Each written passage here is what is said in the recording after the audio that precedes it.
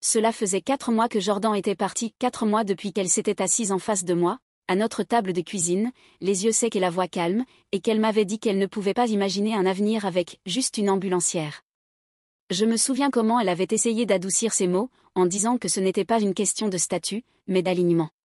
Mais c'était clair qu'elle voulait plus d'argent, plus de prestige, plus de preuves que sa vie avançait vers le haut. Et moi, je ne faisais pas partie de cette image. Ma famille avait dit toutes les bonnes choses à ce moment-là. Vanessa m'avait dit que j'étais mieux sans elle. Dylan avait commenté que Jordan avait toujours semblé un peu trop parfaite. Même maman avait ajouté avec son mélange habituel de pitié et d'optimisme, « La bonne personne t'aimera pour ce que tu es, pas pour ce que tu fais. » Ça semblait sincère. Réconfortant, même. Puis est arrivé ce message groupé de maman, juste 2 semaines avant Noël. Elle disait que les fêtes seraient différentes cette année, finances serrées, trop de factures médicales, pas assez d'énergie. On va annuler le grand dîner, ma chérie. On fait quelque chose de simple, peut-être en janvier. Je l'ai appelée immédiatement, lui proposant de tout payer, la nourriture, les cadeaux, les décorations, même d'organiser le dîner chez moi. Elle a décliné. Tu as déjà fait assez, Tess. On se rattrapera, je te le promets. J'ai raccroché, le cœur partagé entre le soulagement et la tristesse. Je n'étais pas vraiment d'humeur pour une grande réunion familiale de toute façon, mais Noël avait toujours été la fête préférée de maman. Son excuse sonnait faux, comme si elle lisait un script. Le lendemain, Vanessa m'a envoyé un texto par erreur. « Tu peux reprendre du vin et ces petits biscuits en pain d'épices ?» Même organisation que l'an dernier. Je suis restée figée devant le message. Quand je lui ai demandé ce que ça voulait dire, elle a répondu « Oups, mauvais groupe ». Aucune explication. Aucun suivi. Dylan, lui, n'a même pas répondu à mon message de Noël. Pas de « Joyeux Noël en avance », pas de « On pourrait quand même se voir », rien. Son silence avait toujours le goût d'un haussement d'épaule. J'ai essayé de ne pas y penser, de me dire que je me faisais des idées. Les gens sont occupés. Les choses changent. Pourtant, quelque chose sonnait faux. Je repensais sans cesse à ce texto, au ton de la voix de maman quand j'avais proposé de l'aider, à l'espace entre leurs mots et ce que je sentais au fond de moi. Alors, j'ai quand même emballé quelques cadeaux, au cas où. En grandissant, j'étais la discrète, pas parce que je n'avais rien à dire, mais parce que j'avais compris très tôt que parler ne changeait pas grand-chose. Vanessa brillait toujours, au centre de l'attention, couverte d'éloges. Dylan suivait derrière, enveloppé dans des excuses confortables. Il cherche encore sa voix, il n'est juste pas fait pour la pression. J'ai arrêté d'espérer qu'on me fasse de la place et j'ai commencé à remplir les espaces que les autres laissaient derrière eux. Quand papa est parti, c'est moi qui ai aidé maman à réorganiser le garage pour en faire un débarras et louer le sous-sol. Quand Dylan a raté 2 semestres d'affilée, c'est moi qui ai enchaîné les gardes pour lui envoyer de l'argent pour ses livres. Et quand Vanessa a décroché son job en communication à Raleigh et qu'elle devait déménager en 2 jours, j'ai emprunté le camion d'un ami et j'ai transporté ses cartons jusque tard dans la nuit. Le lendemain, elle a posté une photo avec la légende, tellement reconnaissante pour ce nouveau départ, sans un mot pour moi. Il y a une photo dans le couloir de la maison de maman, Vanessa, le jour de sa remise de diplôme, la toque parfaitement inclinée, tout sourire. À côté, Dylan, en blouse d'hôpital, tenant le nouveau-né de Vanessa, l'air dépassé mais fier.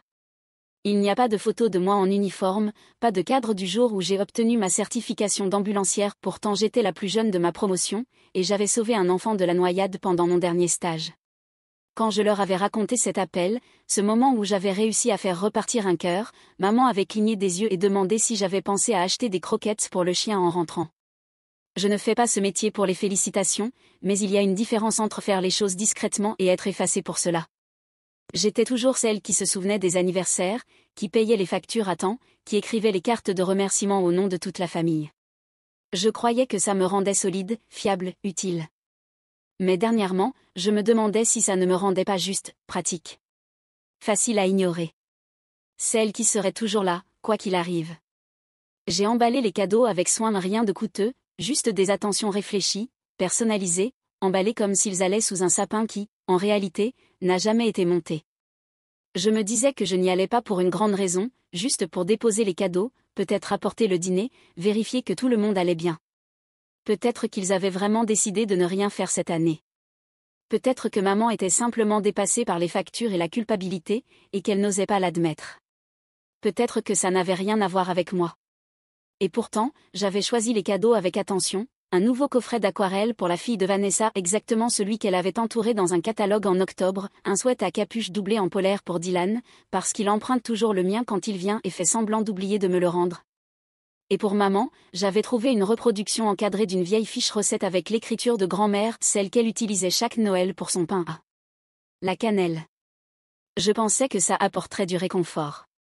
Je pensais que ça compterait. J'ai pris des plats chinois en route, notre plan B habituel pour les soirées où tout part en vrille ou quand personne n'a envie de cuisiner.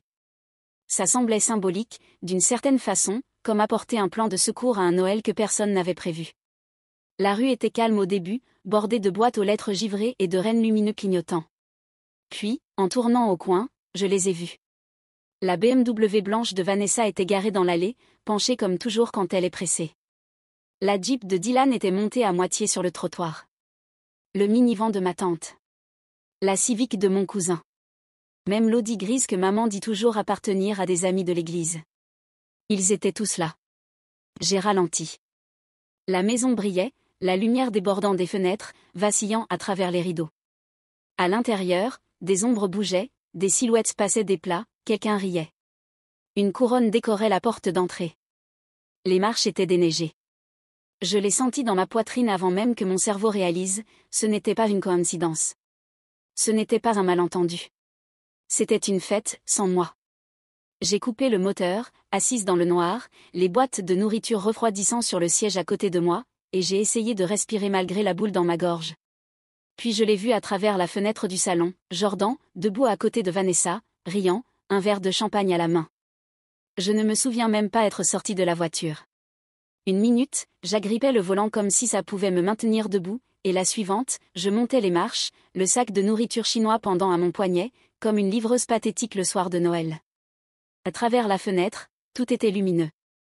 La table était dressée avec la belle vaisselle, celle que maman ne sort que pour les grandes occasions ou les enterrements.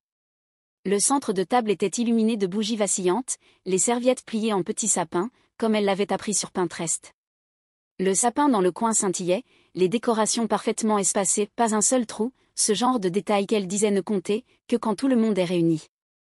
J'ai balayé la pièce du regard et je les ai vus, Jordan et Vanessa, si proches que leurs bras se frôlaient. Jordan a penché la tête en souriant, a dit quelque chose, puis a tendu un verre de champagne à Vanessa. Vanessa a ri, sa main se posant brièvement sur le coude de Jordan à l'aise, familière. Mon estomac s'est serré, un poids froid et creux s'installant en moi. Il savait que je finirais par voir ça. Peut-être pas ce soir, peut-être pas comme ça, mais un jour. Ils ne le cachaient pas. Il n'y avait aucune honte dans leur posture, juste de l'aisance. Je suis restée figée, tentant de rassembler les morceaux. Quand? Comment? Pourquoi? Ma main s'est levée avant même que je décide quoi faire. J'ai appuyé sur la sonnette. Le bruit a retenti, clair, et immédiatement, le son à l'intérieur a changé. Les rires se sont étouffés. Les mouvements se sont figés. Maman est apparue dans le couloir, regardant vers la porte comme si elle espérait voir un voisin, ou n'importe qui d'autre. Mais quand elle m'a vue, son visage a changé, ce n'était pas de la peur, pas de la culpabilité, mais pire, de la déception. Elle a entrouvert la porte, bloquant partiellement la vue avec son corps, comme si ça pouvait amortir le choc. « Tessa » a-t-elle dit, la voix tendue. « Qu'est-ce que tu fais ici ?» Je croyais que Noël était annulé, ai-je répondu, chaque mot tombant plus lourdement que le précédent. Tu as dit que tu n'avais pas les moyens. Derrière elle, le silence s'étirait. Jordan a tourné la tête. Vanessa s'est rapprochée d'elle. Dylan était près de la cheminée, les bras croisés. Personne ne bougeait. La main de maman flottait sur la poignée, indécise, fermer ou ouvrir plus grand. J'ai apporté à manger, ai-je dit en levant le sac. Mais visiblement, je suis en retard. Vanessa a atteint la porte avant que maman puisse la refermer. Tess, a-t-elle dit, comme si elle ne savait pas si elle me saluait ou se préparait à l'impact. Je suis entrée sans attendre qu'on m'invite. La chaleur m'a frappé en premier, la chaleur du four, la lumière vacillante des bougies, l'odeur épaisse de la viande rôtie et de quelque chose de sucré qui cuisait. Puis est venu le silence. Les têtes se sont tournées. Les conversations se sont arrêtées en plein milieu. Jordan a baissé son verre, les yeux fixés au sol. Dylan regardait le plafond comme s'il cherchait des fissures. Moi, je suis restée là, en botte, tenant un sac de nourriture à emporter comme une offrande de paix dans une guerre dont j'ignorais l'existence. Ça s'est décidé à la dernière minute, a dit maman. Sa voix était douce, son ton mesuré, comme si elle essayait de garder son histoire cohérente sans trop pencher d'un côté ou de l'autre. Vanessa a proposé d'apporter quelques trucs, et ça s'est fait. On pensait que tu ne serais pas d'humeur. J'ai lancé un regard à Jordan. Elle a déplacé son poids d'un pied à l'autre, mais refusait toujours de croiser mon regard. Les Jordan ? Ai-je demandé. Elle a évolué dans la liste des invités aussi, par hasard ? Le sourire de maman a vacillé. Jordan est toujours proche de Vanessa. Vous vous êtes séparés en de mauvais termes. On ne voulait pas que ce soit gênant. Gênant pour qui ? Aucune réponse. J'ai regardé autour de moi. La table était entièrement dressée, des chaises supplémentaires avaient été ajoutées, des cadeaux empilés près de la cheminée. Ce n'était pas de l'improvisation. C'était planifié, intentionnel. Et puis je l'ai vu, le collier de maman. Celui que je lui avais offert l'an dernier. J'avais économisé pendant des semaines, cherché le pendentif parfait, celui qui devait signifier quelque chose. Elle le portait là, négligemment, comme un rappel de tout ce que j'avais donné, même quand je n'avais rien reçu en retour. Je me suis tournée vers Dylan. Tu n'as pas pu me répondre, mais tu as pu venir pour ça ? Il a haussé les épaules sans me regarder. J'ai ri. Un rire sec, amer. Bien sûr. Évidemment. J'ai laissé tomber le sac de nourriture sur la table de l'entrée. Chaque boîte a résonné lourdement sur le bois. Pourquoi je n'ai pas été invitée ? Ai-je demandé à la pièce entière, pas à une seule personne. Donnez-moi juste ça. Personne n'a répondu. Le silence disait tout. Alors j'ai parlé pour eux. Vous avez planifié ça. Tous. Pendant que je croyais qu'on annulait Noël, vous étiez en train d'organiser un dîner, les décorations, le vin, le dessert, les cadeaux, et vous n'avez même pas pensé à m'inclure. Pourquoi ? Vanessa s'avança, la mâchoire crispée. Toi et Jordan, c'était déjà fini. Pourquoi tu voudrais qu'elle soit là ? Je n'ai pas dit que je voulais qu'elle soit là, rétorquai-je sèchement. Je dis que j'avais le droit de le savoir. Vanessa croisa les bras. Elle et moi, on a plus en commun, Tessa. Elle comprend vraiment ma vie, mon travail. Elle ne se contente pas de courir dans des incendies et d'appeler ça une personnalité. Ça m'a frappé plus fort que je ne l'aurais cru. Je regardais Jordan, mais elle restait figée, les lèvres pincées. Pas un mot. Pas même un tressaillement. Je vois, dis-je. Donc ce n'était pas juste une question de commodité. C'était un choix. La voix de maman s'éleva, douce, comme toujours quand les choses devenaient inconfortables. Était ça, ma chérie, tu as toujours été forte, indépendante. Jordan s'intègre mieux à nous maintenant. Il est peut-être temps de lâcher prise. S'intègre mieux, répétai-je. Mieux que la fille qui a payé vos factures d'électricité l'hiver dernier ? Qui a refinancé sa propre voiture pour vous aider après l'opération ? Qui garde la fille de Vanessa 2 fois par semaine pour qu'elle puisse garder ses week-ends ? Dylan leva les yeux au ciel. Mon Dieu, tu prends tout tellement personnellement. Mes poings se serrèrent. Tu veux dire comme la fois où j'ai payé ton loyer ? Ou quand tu m'as appelé en pleurant à 2 heures du matin parce que tu avais perdu ton boulot, et que je t'ai envoyé toutes mes économies ? La pièce retomba dans un silence glacé, tendu comme un fil prêt à casser. Personne ne soutint mon regard. Un verre échappa des mains de quelqu'un, je ne saurais même pas dire qui, et se brisa sur le parquet. Personne ne bougea pour le ramasser. Je fis un pas vers la porte. Mon sac était toujours là, intact. La nourriture à l'intérieur désormais froide. Je regardais ces gens auxquels je croyais appartenir, ma famille, mon ex, tous figés dans leur honte ou leur indifférence. Et j'ai failli partir. Failli. Mais quelque chose en moi, quelque chose que j'avais passé des années à faire taire, me dit de ne pas partir. Pas encore. Pas sans dire les choses que j'avais enfermées derrière la politesse et l'obligation bien trop longtemps. Je me retournai. Quand je suis rentrée à mon appartement, l'adrénaline était retombée, laissant derrière elle une lourdeur plus profonde que la fatigue, plus amère que la colère. J'ai laissé tomber mes clés sur le comptoir, retiré mes chaussures, et je me suis assise en silence. Pas de musique, pas de télé, juste le son de ma propre respiration, trop fort dans un espace qui, pour la première fois, me semblait vraiment être le mien. J'ai sorti mon téléphone et tapé le message rapidement, sans mise en scène, sans explication. Vous avez annulé Noël, mais gardez les cadeaux, l'aide et le silence. Ne m'appelez pas, débrouillez-vous. J'ai appuyé sur « Envoyer » et, pour la première fois depuis des années, je me fichais complètement de ce qu'ils pouvaient penser de moi. Je me suis connecté à tous les comptes auxquels ils avaient accès, cartes de crédit, factures communes, contacts d'urgence, et je les ai supprimés un par un. Dylan n'avait plus accès à mon Amazon Prime. Le calendrier de babysitting de Vanessa a été supprimé. J'ai changé mon contact d'urgence, passant de maman à ma meilleure amie Jen, c'était elle, et pas ma famille, qui était venue me chercher aux urgences l'an dernier quand je m'étais déchiré un tendon au travail. Pas la famille. Jen. Ensuite, direction l'application bancaire. J'ai annulé le virement automatique de $300 par mois que j'envoyais pour les factures de maman. Ce montant avait discrètement augmenté au fil des ans, en commençant par juste pour un petit moment, qui n'avait jamais pris fin. Je m'étais toujours dit que c'était la bonne chose à faire, par amour. Mais je n'étais plus certaine que l'amour devait coûter aussi cher. J'ai parcouru mes contacts et bloqué tous les numéros sauf celui de maman. Je ne me faisais pas encore assez confiance pour la couper complètement, pas tout de suite. Il restait une petite part de moi qui espérait qu'elle appellerait avec quelque chose de vrai, quelque chose d'autre que de la culpabilité ou du déni. Mais je ne retenais plus mon souffle. L'appartement était silencieux, mais pas d'un silence pesant. Un silence nouveau. Vide d'une façon qui laissait de la place, pas de la douleur. Pour une fois, je n'étais pas en train d'anticiper un appel, une faveur ou un message déguisé en demande d'argent. Je me suis recroquevillée sur le canapé avec la couverture que ma grand-mère avait crochetée des années plus tôt.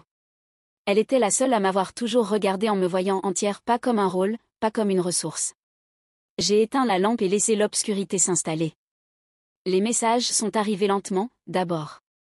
Un texto de Jordan, 2 semaines après le dîner. Je ne m'attendais pas à te voir ce soir-là. Je suis désolée si ça t'a blessé. Je n'ai pas répondu. Une semaine plus tard, un autre. Nous n'avons jamais voulu que ça se passe comme ça. Toujours la même rengaine, non? Comme ça, comme si la trahison avait été un problème d'emploi du temps. Ensuite, un mail de Vanessa. Objet, on peut parler? À l'intérieur, un flot de mots prétendant être des excuses. Je suis désolée que tu te sois senti exclu. Ce n'était pas personnel. Tu as toujours été si intense avec les choses. Comme si le problème, c'était ma réaction, pas leur choix. Puis Dylan. Pas de préambule, juste. Tu crois que tu pourrais m'aider pour le loyer ce mois-ci? Je suis un peu dans la galère. J'ai supprimé le message sans lire la suite. Au lieu de répondre, j'ai passé mes soirées à mettre à jour mon CV. Il y avait une offre pour un poste de secouriste en milieu sauvage, dans l'Oregon en terrains isolés, équipe d'intervention rapide, météo imprévisible. Ça sonnait comme de la paix et de l'adrénaline enveloppées ensemble. J'ai postulé. 2 entretiens plus tard, j'ai eu le job. Faire mes cartons a été plus facile que je ne l'aurais imaginé. J'ai gardé l'essentiel, mon équipement, mes livres, le plaid de grand-mère, le collier que maman portait ce soir-là mais qu'elle n'a jamais mentionné depuis. Le reste, je l'ai donné. Je suis partie sans dire au revoir. Mon nouveau logement était situé au bord d'une crête de pin, la neige plus profonde, le ciel plus vaste, l'air plus pur. Personne ne me demandait ce que je faisais, dans la vraie vie. Ils savaient que c'était ça, la vraie vie. Je n'étais plus l'aidante. J'étais juste Tessa. J'ai adopté un chien au refuge local, un mélange de berger et de points d'interrogation. Je l'ai appelé Scout. On a passé Noël ensemble. Je portais un pyjama en flanelle, j'ai fait du chocolat chaud maison, et j'ai regardé le feu se consumer sans une seule fois regarder mon téléphone. Pas de cadeau, pas de sapin, pas d'appel tendu, juste le silence. Pas le genre de silence qui punit, mais celui qui apaise. Celui qui te laisse dormir. Scout s'est roulé à mes pieds pendant que je finissais un livre que je n'avais jamais pris le temps de lire depuis des années. Et pour la première fois de ma vie adulte, je n'avais pas l'impression qu'il manquait quelque chose. 6 mois plus tard, j'étais debout dans ma cuisine, regardant la vapeur s'élever d'une marmite de ragoût pendant que Scout ronflait sous la table. La maison sentait l'ail, le romarin, et quelque chose qui ressemblait à un foyer même si ce n'était pas celui dans lequel j'avais grandi. J'avais invité quelques personnes de l'équipe, 3 secouristes, un pilote et une technicienne en escalade nommée Rena, qui m'avaient rappelé que la confiance n'avait pas toujours besoin d'être payée en sang. Ils sont arrivés avec des tupperwares dépareillés, des éclats de rire et des histoires qui ne demandaient aucune justification. Personne n'a posé de questions sur mon passé. Ils ont juste passé le pain en demandant si j'avais déjà vu le lever de soleil sur East Ridge. Au-dessus de la cheminée, il y avait une petite photo encadrée de moi, de Scout et de la montagne derrière nous, le ciel peint en orange et en or. Je l'avais prise avec le minuteur un matin avant une mission. Je n'avais pas l'air apprêté. J'avais l'air éveillé. Papa appelait de temps en temps. Il n'insistait jamais, juste pour prendre des nouvelles, dire qu'il était désolé encore, qu'il essayait d'être meilleur maintenant. Maintenant que le bruit s'était tu, je le croyais un peu plus chaque fois que je décrochais. Parfois, Vanessa et Jordan n'ont pas duré. Je n'ai pas demandé pourquoi. Je ne voulais pas savoir. Le mal avait été fait bien avant leur premier verre de vin. Maman a laissé 3 messages au printemps. Je n'ai jamais écouté plus que la première phrase. Ce soir-là, je me suis assise à une table que j'avais moi-même choisie, entourée de gens qui ne m'avaient jamais demandé de porter leur vie, mais qui m'offraient des morceaux de la leur. Scout m'a donné un coup de museau sous la table, et je lui ai glissé un morceau de pain. Je n'ai pas dit grand-chose. J'ai juste observé et écouté, pas parce que je devais. Parce que j'en avais envie.